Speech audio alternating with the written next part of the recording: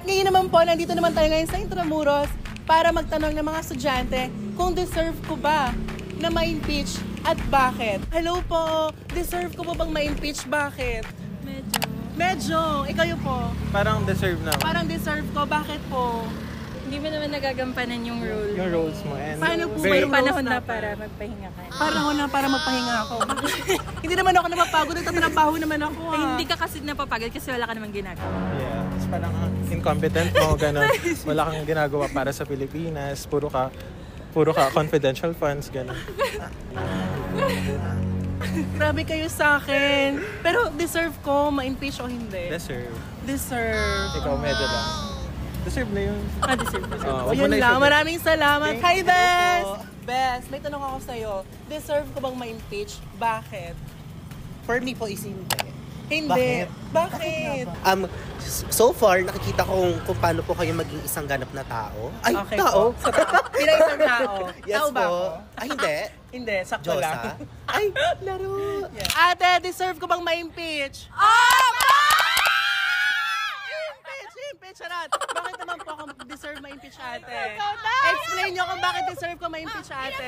Kasi, bakit ka magnanakaw tapos at yung pera ng tao ginagamit mo para sa pocket mo?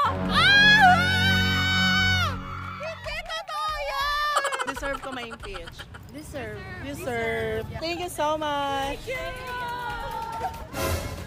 At ngayon, nandito nga tayo sa Intramuros para magtanong pa ng iba pang nating Mami Otlum! Oh my gosh! Oh no!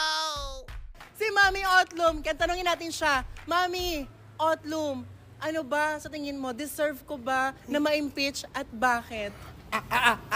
Bipita siya? Yes. Sa totoo lang po, binoto ko kayo, hindi niyo po kalaban ha. Pero kamumura niyo po sa aming mga Pilipino ba? Dapat na po ma-impeach na kayo, would you mind? Pero deserve ko ba na ma-impeach, Mima? Kung tutusin po natin. Harapin mo ako.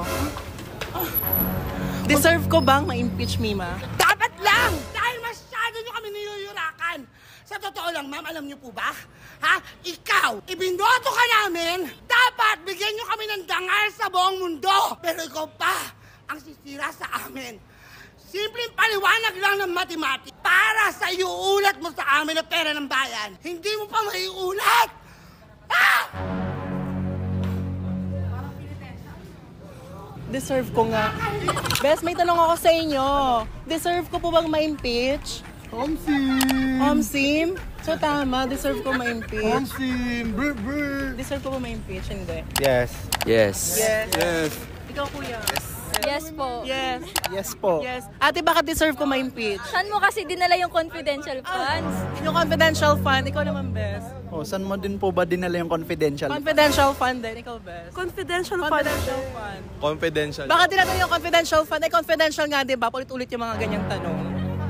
Kuya, deserve ko bang ma-impeach? Oh, deserve. Bakit po deserve, kuya? Kasi hindi ko rin alam. Hindi nyo rin alam. Basta deserve ko, kuya. Sa'yo nyo po, deserve ko din. Deserve yan. Thank you po kuya sa inyo ha, for the love and support. Taga Davao ako eh. Ay, totoo. Pero gusto mo ako ma-impeach. Huwag naman, best. Taga Davao ko eh. Dapat supporta ka sa akin. Impeach pa din. Impeach pa din. Para maging mayor na lang ako sa inyo. Yun. Yeah, maraming salamat kuya. Pogi nyo naman. Hello po.